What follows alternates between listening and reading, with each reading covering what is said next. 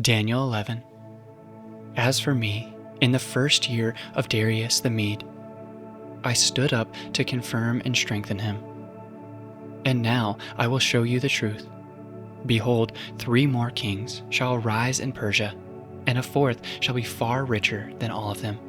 And when he has become strong through his riches, he shall stir up all against the kingdom of Greece. Then a mighty king shall arise, who shall rule with great dominion and do as he wills. And as soon as he has arisen, his kingdom shall be broken and divided toward the 4 winds of heaven, but not to his prosperity, nor according to the authority with which he ruled, for his kingdom shall be plucked up and go to others besides these. Then the king of the south shall be strong, but one of his princes shall be stronger than he, and shall rule, and his authority shall be a great authority. After some years they shall make an alliance, and the daughter of the king of the south shall come to the king of the north to make an agreement, but she shall not retain the strength of her arm, and he and his arm shall not endure, but she shall be given up, and her attendants, he who fathered her and he who supported her in those times. And from a branch from her roots one shall arise in his place. He shall come against the army and enter the fortress of the king of the north, and he shall deal with them and shall prevail. He shall also carry off to Egypt their gods, with their metal images and their precious vessels of silver and gold. And for some years he shall refrain from attacking the king of the north. Then the latter shall come into the realm of the king of the south, but shall return to his own land.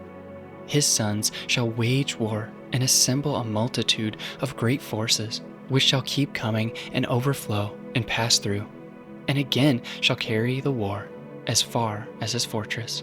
Then the king of the south, moved with rage, shall come out and fight against the king of the north, and he shall raise a great multitude, but it shall be given into his hand. And when the multitude is taken away, his heart shall be exalted, and he shall cast down tens of thousands, but he shall not prevail. For the king of the north shall again raise a multitude, greater than the first, and after some years he shall come on with a great army and abundant supplies. In those times many shall rise against the king of the south, and the violent among your own people shall lift themselves up in order to fulfill the vision, but they shall fail. Then the king of the north shall come and throw up siege works and take a well-fortified city, and the forces of the south shall not stand, or even his best troops, for there shall be no strength to stand. But he who comes against him shall do as he wills, and nothing shall stand before him, and he shall stand in a glorious land with destruction in his hand. He shall set his face to come with the strength of his whole kingdom, and he shall bring terms of an agreement and perform them. He shall give him a daughter of women to destroy the kingdom, but it shall not stand or be his advantage. Afterward he shall turn his face to the coastlands, and shall capture many of them. But a commander shall put an end to his insolence. Indeed, he shall turn his insolence back upon him. Then he shall turn his face back toward the fortresses of his own land, but he shall stumble and fall, and shall not be found. Then shall arise in his place one who shall send an exactor of tribute for the glory of the kingdom. But within a few days he shall be broken, neither in anger nor in battle. In his place shall arise a contemptible person, to whom royal majesty has not been given. He shall come in without warning, and obtain the kingdom by flatteries. Armies shall be utterly swept away before him and broken, even the prince of the covenant. And from the time that an allegiance is made with him, he shall act deceitfully, and he shall become strong with a small people. Without warning he shall come into the richest parts of the province, and he shall do what neither his fathers nor his fathers' fathers have done, scattering among them plunder, spoil, and goods. He shall devise plans against strongholds, but only for a time, and he shall stir up his power and his heart against the king of the south with a great army. And the king of the south shall wage war with an exceedingly great and mighty army, but he shall not stand, for plots shall be devised against him. Even those who eat his food shall break him. His army shall be swept away, and many shall fall down slain. And as for the two kings, their hearts shall be bent on doing evil. They shall speak lies at the same table, but to no avail, for the end is yet to be at the time appointed. And he shall return to his land with great wealth, but his heart shall be set against the holy covenant.